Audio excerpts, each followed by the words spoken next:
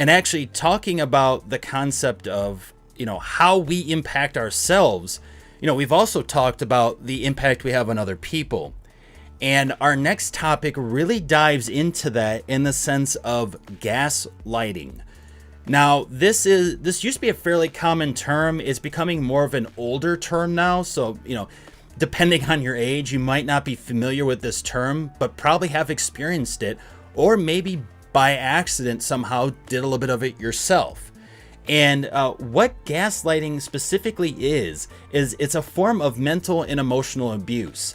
And really what happens is some people occasionally lie or use denial to avoid taking responsibility for their actions for something that they did. And so what ends up happening is they use calculated manipulation, and they build up this sense of distrust within another person. And this person builds up this distrust for themselves, for what their reality is.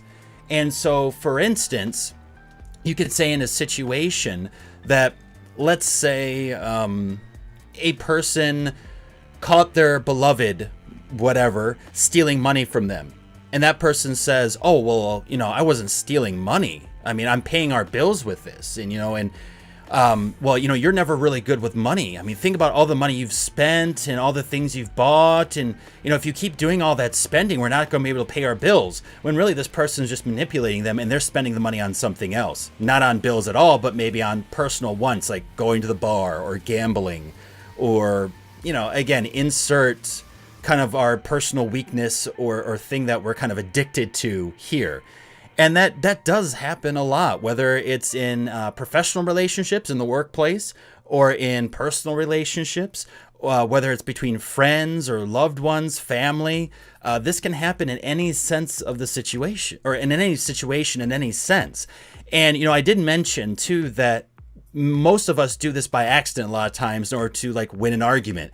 We'll just throw out another argument and say, well, yeah, I stole this, but if you weren't such an alcoholic, what the hell, where did that come from? Because we just want to win, right? A lot of times we lose that sense of what the argument is really about and coming to a conclusion and just trying to win.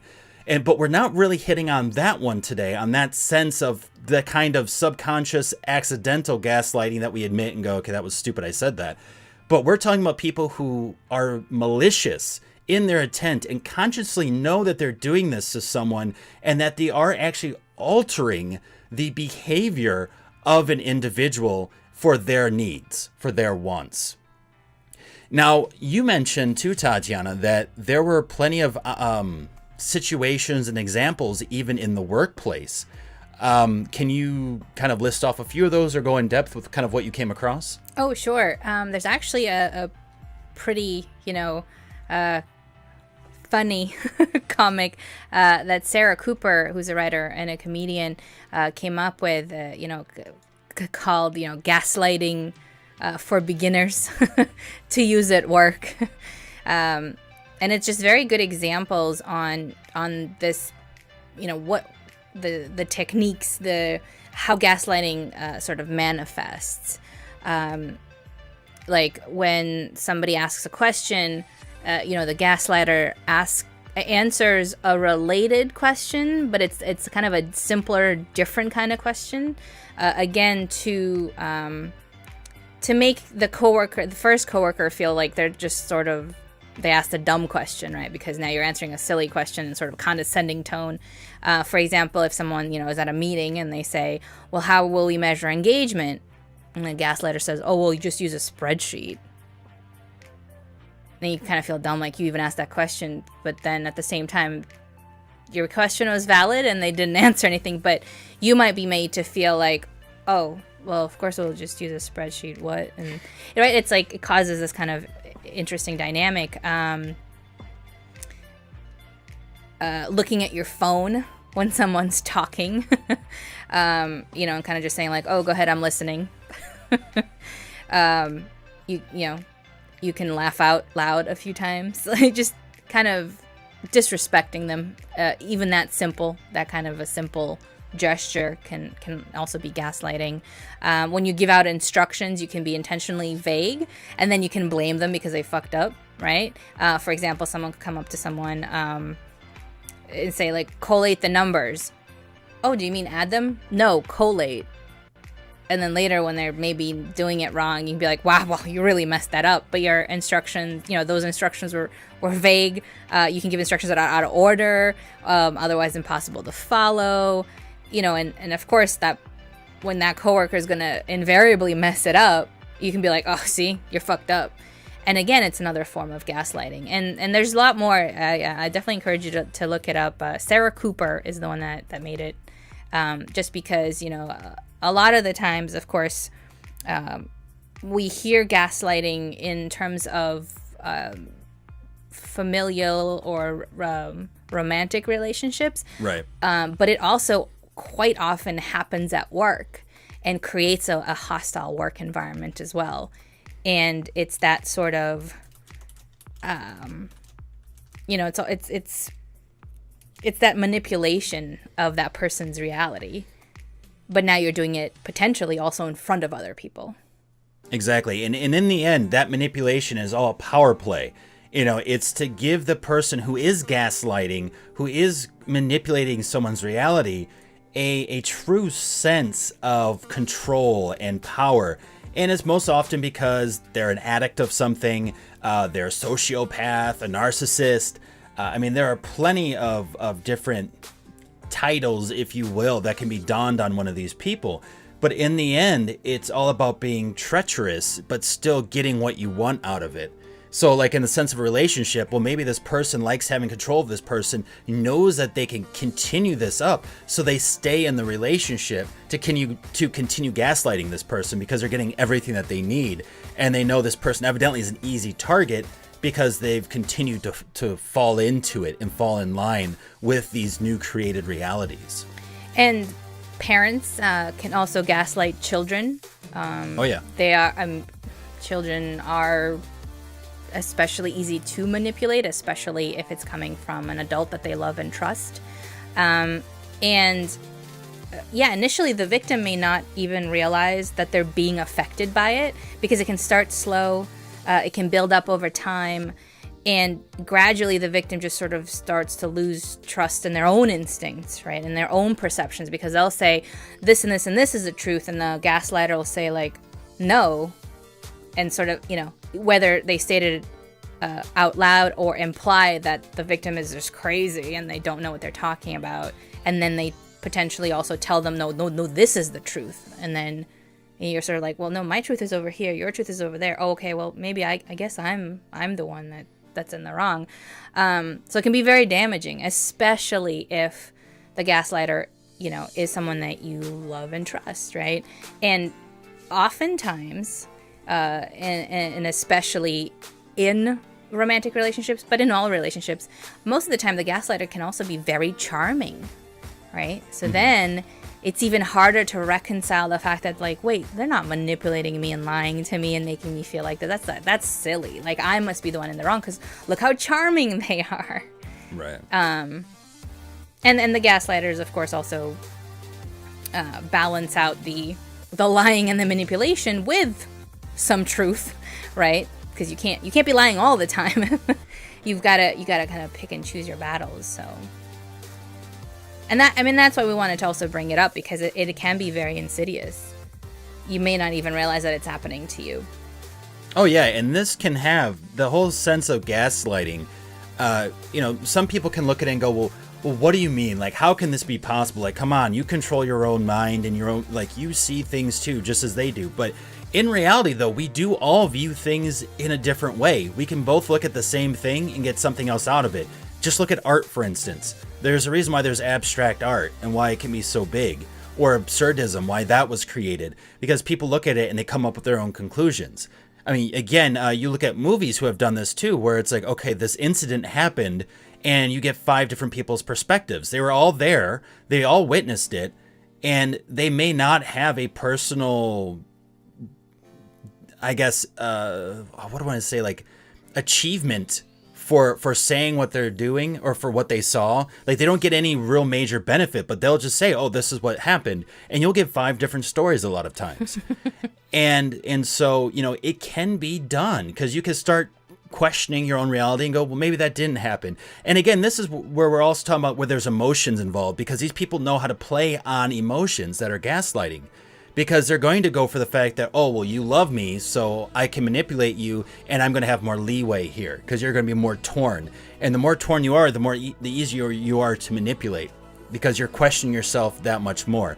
And the same thing can happen whenever, like say in the workplace, where people understand, hey, pride can be a very important thing to people. And when you try to strip down their pride, that can get them questioning, wait, did I do something wrong? Even though they could have, again, did nothing wrong at all. And there are a lot of long-term impacts. I mean, you're looking at emotional damage, self-esteem issues, self-confidence issues, being able to open oneself up again for relationships, whether professionally, romantically, or within a friendship kind of situation. Being able to trust certain kinds of people. You know, if you have family members who have lied to you in the past and try to manipulate you, it's going to be hard to trust your family again, even if there are specific family members that didn't do the act in the first place. But again, the damage has been done.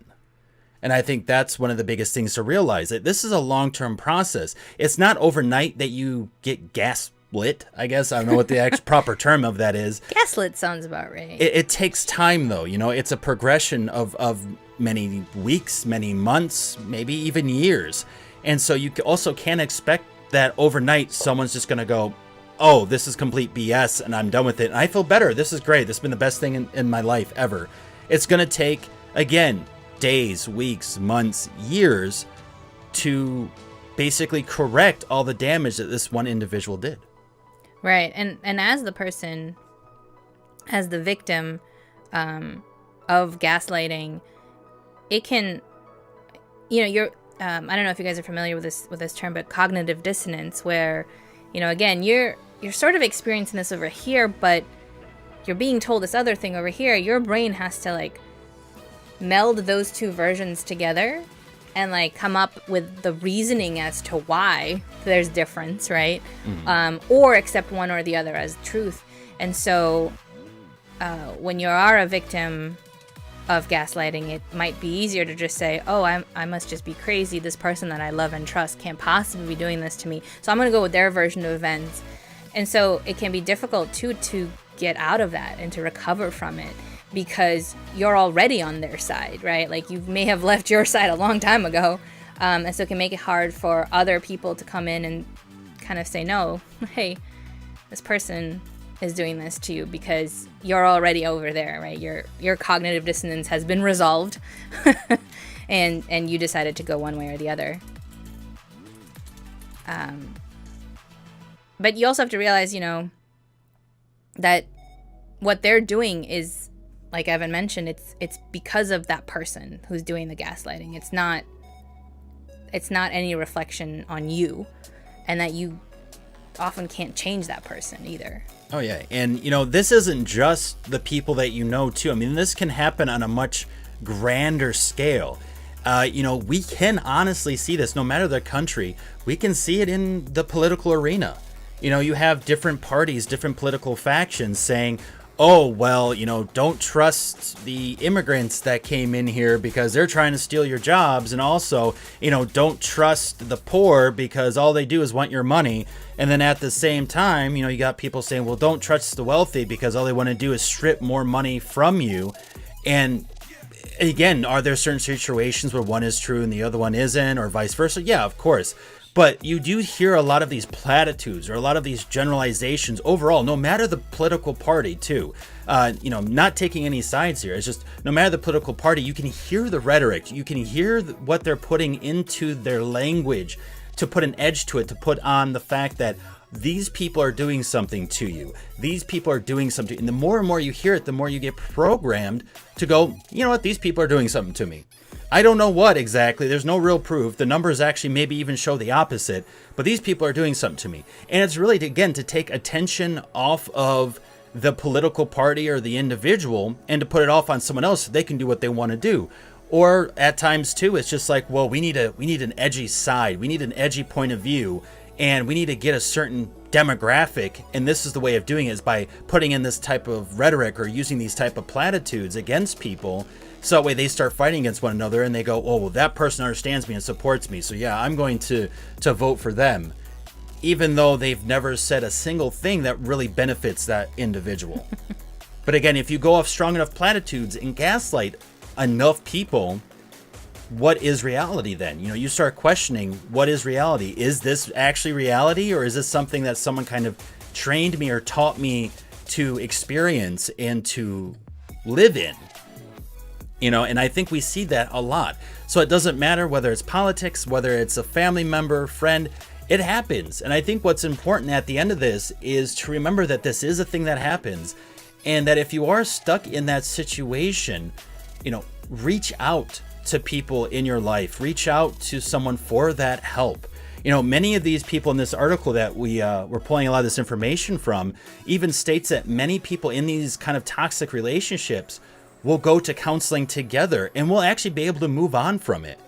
Because in some ways too, not to try to victimize the person who's being the aggressor, but there are times where they're just caught into the situation, and sometimes it's hard for them to let go. They're addicted to that feeling of power.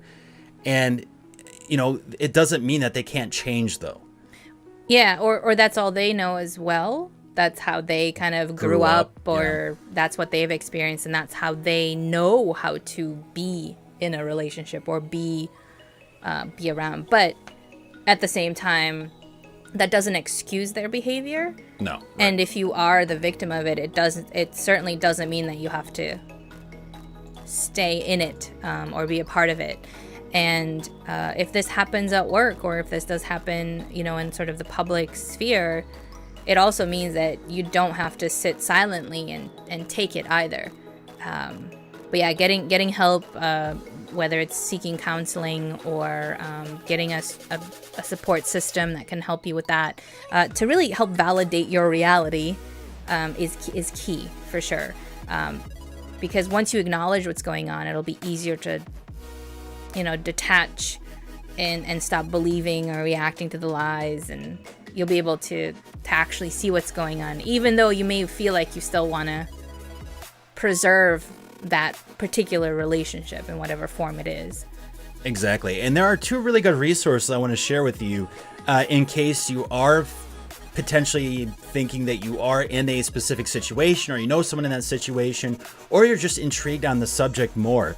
There is a website that is called whatiscodependency.com, and they have a ton of different resources on, again, what is codependency in the sense of gaslighting, and helping to, again, get yourself back on your own feet. And then there's also a book, which I would say would be something to definitely check out if you haven't already, which is called Dealing with a Narcissist: 8 Steps to Raise Self-Esteem and Set Boundaries with Difficult People.